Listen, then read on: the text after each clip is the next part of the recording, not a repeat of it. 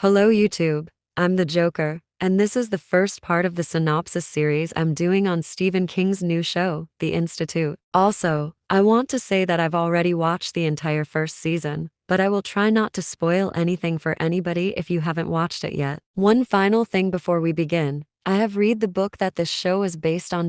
So I will make some comparisons from the book to the show for my non-book readers. So, without further ado, let's watch.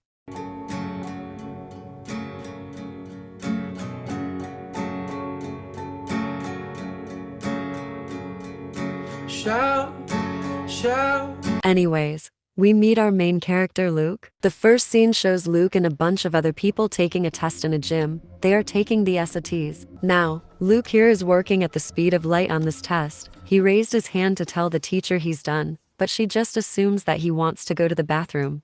Boys' room down the hall, third door on your right. Girl, why are you so grumpy? Is there a problem? Well, I'm finished. This and the next scene have been making their rounds on the internet. Literally every comment on the videos are either saying they love the show, making fun of Luke for some reason, or giving the show crap for being cliche or whatever. Honestly, the people saying this have probably not seen a single episode of this show in their life. Anyways, then we meet this new character, Tim. Tim used to be a police officer in the big city, but he resigned. Now, Tim is at an airport, but the plane is overbooked. So, Tim agrees to get off. This leads Tim to hitchhiking with someone if he agrees to help her. While this is happening, we find Luke playing basketball with his friend, Rolf. They are playing pig with random animals, I guess, which was Luke's idea, of course. And that's an I. There's an I? Yeah, sure. K-U-S-I. Is it strange we always play with animals I've never heard of and can't spell?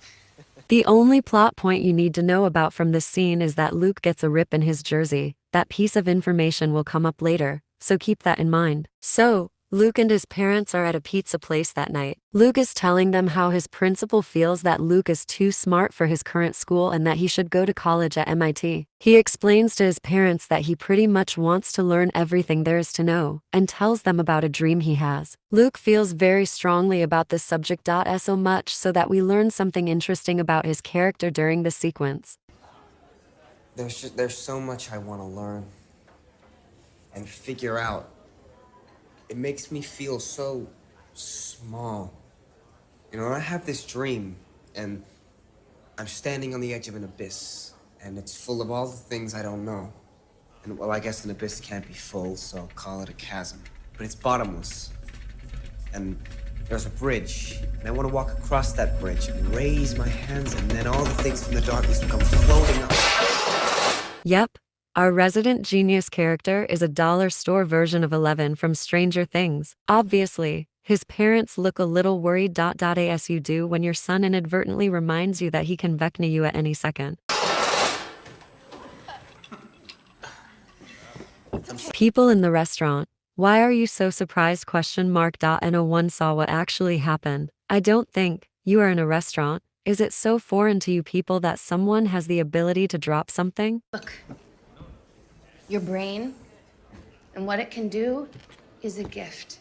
Now, I don't know if she means Luke's IQ, or his telekinetic abilities when she said this, or maybe both. Meanwhile, Tim is applying for a night knocker job. I don't know. I've never heard of that job before in my life, before I read this book. We also find out that Tim had to leave his last job as a cop in the big city, because he accidentally shot a kid who he thought had a real gun, but it was fake. So everyone in this show needs trauma. You get 5 stars, and you get 5 stars. Regardless of what happened, Tim still gets the job. Back with Luke, we see him waking up in his room. But I thought he got kidnapped.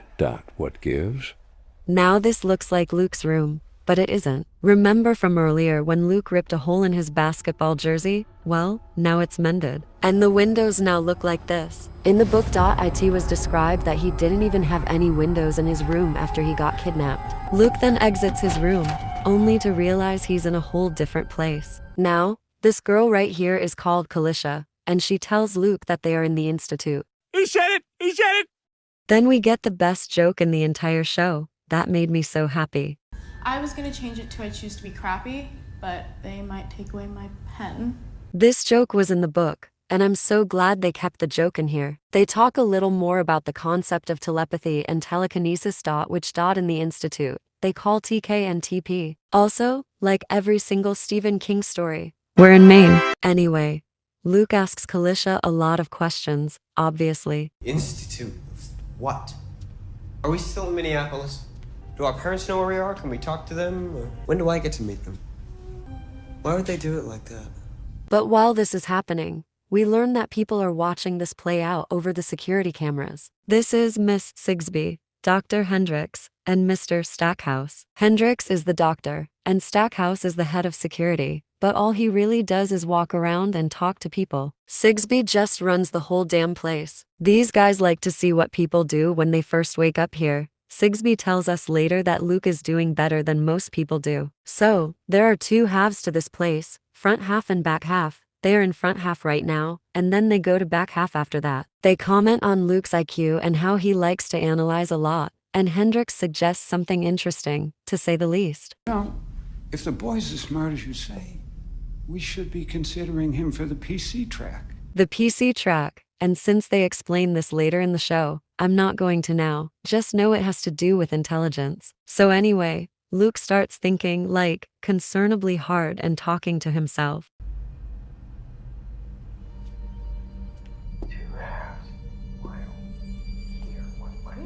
He's talking to himself.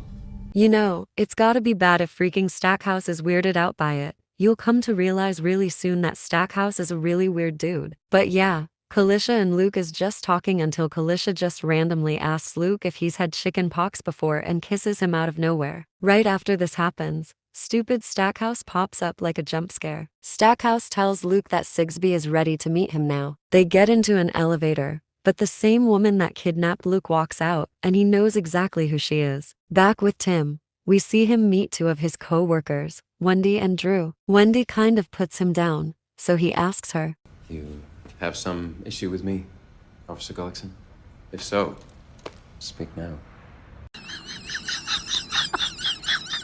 If you hate me, speak now or forever hold your peace. Next, we see Luke and Sigsbee meeting for the first time. Luke immediately knows what's going on since he mentions the security cameras and that they were watching. And I'm the boss. I know. And you know I know because you watched Kalisha tell me. So why don't we get to the part where you tell me what's going on here? Luke sits down and Stackhouse is staring at Luke like a creep. Sigsbee tells Luke that Stackhouse is here to make sure he doesn't hurt anybody or whatever. So Mr. Stackhouse escorts each of you until we're satisfied that you're not going to hurt anyone, yourself included. But you're not going to hurt anyone, are you, Luke? No. It took you quite a while to answer, Luke. This may or may not be foreshadowing. Who knows? Jelly bean. Why? So you can see which color I choose? Get a sense of my personality? No, because I like jelly beans.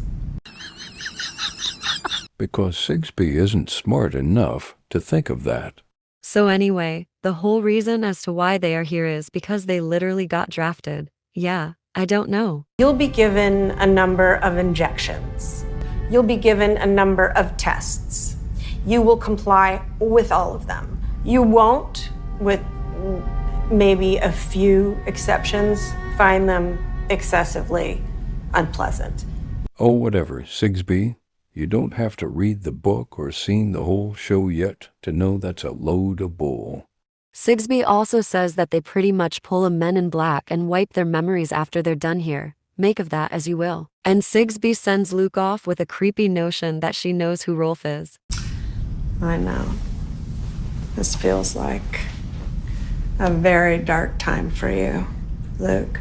But if you'll simply do as you're told, before you know it, you'll be back out in the sunshine. Maybe hitting some baskets with Rolf. Why did she readjust his jacket like that? Just to be creepy or a perfectionist? I don't know. Meanwhile with Tim, he has his first day on the job. He makes his rounds, draws on stuff to show that he's been there, and meets someone named Annie. Annie is a homeless lady who lives here, and she's just that one conspiracy theorist. but a lot of what she says is right. Also, we get a glimpse of Annie reading Tim's mind, which is what telepathy does in this show. It's weird because she doesn't have telepathy in the book, but it doesn't play a major part in the show. My mom used to call me Sport. I know. After the fella from that stage show with all the black folks in it, pork and beans or something. Porgy and Bess. How do you know that? Next, we see Maureen bringing Luke down to his first test. Hey, pretty lady. How's it going? This is Tony. The only thing you need to know about him is that he's a jerk. That's his only characteristic. Treat us right, we'll treat you right. Yeah, sure. Tony ... whatever you say. They go in, but Luke comes to realize that his first test isn't really a test. I'm just gonna trip your ear a little, Mickey. Obviously, Luke is like, no way you're putting that thing in my ear. Of course, knowing Tony, he responds in a logical manner to this. Are you sure? Yeah. Luke finally gets in the chair and gets his ear tracker and... What the heck? Luke's poor ear is being subjected to the jaws of death over here. All right, champ. You're all done for now. Grab you some gauze for that ear in case it bleeds. In case it bleeds? Sir, it's already bleeding, idiot. This is Mr. Hollister and Bedelia. Mr. Hollister is the owner of the place that Tim's staying at, and Bedelia is his adorable pet lizard. Also, the kidnapper lady, I still don't know what her name is, has a date with this girl named Kate. So, Kate is trying to find out what the kidnapper lady's job is, pretty much, and stuff about the Institute. The scene changes to show them walking down the street, and Tim passes them when he's on duty. This piece of information tells us that the Institute and where Tim works are in the same town, which is different from the book, where they're in totally separate towns. Luke and Kalisha meet up again to go to the cafeteria for dinner. Kalisha tells us that she kissed Luke earlier because she had chicken pox a little while ago. So somehow she didn't have to take the shots and got to stay in front half longer. So they call the shots for dots because you're supposed to see dots after a while. And that means you're almost ready for back half. Now these are some other kids that are in here, George and Iris. George asks Luke if he's TK Pos or TK Neg, which means if they can do their powers whenever they want or not. George uses this as a segue to brag about himself. By showing off to Luke that he can do stuff with water, which is cool and all, but George is so annoying the way he says it. Honestly, why does George look so much smarter than Luke? But in reality, he's not and is just kind of useless throughout the entire series. Don't get me wrong, George is my second favorite character. Then there's this guy. His name is Nicky, and let's just say he's really eccentric. So, Nicky's kind of like the bully who takes everyone's lunch money because he mooches off his friends for tokens. Tokens are the Institute's form of money to get stuff from the vending machine. Another thing you should know about this place, you can buy alcohol and cigarettes, I guess. Then, George gives a less than settling, creepy comment. Look, do yourself a favor and don't let Nicky pull you into his bullshit, okay? You see the dots, say so. If you don't, say that. They know when we lie. Anyways, kidnapper lady gets killed by Kate because she was about to spill the beans about the Institute. Also, we find out Kate isn't on this. While this betrayal is happening, Luke is busy roaming the halls like everyone did in school when they were supposed to be going to the bathroom. He goes outside to find Nicky with a chessboard, and they play some chess. I will give you 3 seconds to guess who won. Of course it was Luke, this kid has a literal poster of chess in his bedroom. He put Nicky into checkmate in 6 moves. Checkmate? What was that, 5 moves? 6. And it's, smothered, mate. It only works if your opponent waits too long to move the pieces next to their king. Cool. I don't play chess all that much, but I think that's impressive, right? And Nicky decides to recruit Luke to escape this place. Yeah, we want out. We get ourselves out. So, smart kid, how do we get the fuck out of here?